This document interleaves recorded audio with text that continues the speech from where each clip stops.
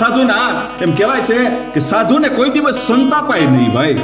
સાધુના મોઢામાંથી શબ્દ કદાચ એને કાઢવો ન હોય, સાધુ હોય કોઈ દિવસ શ્રાપ ના આપે, પણ એવું હૃદય કંઈક દુભાણું હશે કે એવા શબ્દો નીકળી ગયા, અને સાધુના શબ્દો નીકળ્યા પછી કોઈ દી ખોટા જાય નહીં. અને ગામમાં ભૂખ મરો આવ્યો સાળંગપુરમાં ભાઈઓ. એક પછી એક વર્ષે દુષ્કાળ પડવા માંડ્યા, 3 દુષ્કાળ પડ્યા. એટલે જ્યારે દુષ્કાળ પડ્યા એ વખતે વાઘા ખાચર છે એના ખેતરમાં કાંઈ ન થયું, અને જે કાંઈ રૂપિયો ટકો જે કાંઈ મૂડી હતી એ બધી ખૂટી ગઈ.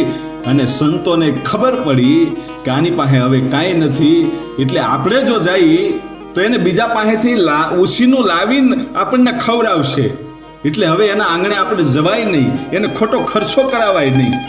એટલે સંતો પણ જાતા બંધ થયા. અને પછી વાઘો ખાચર બહુ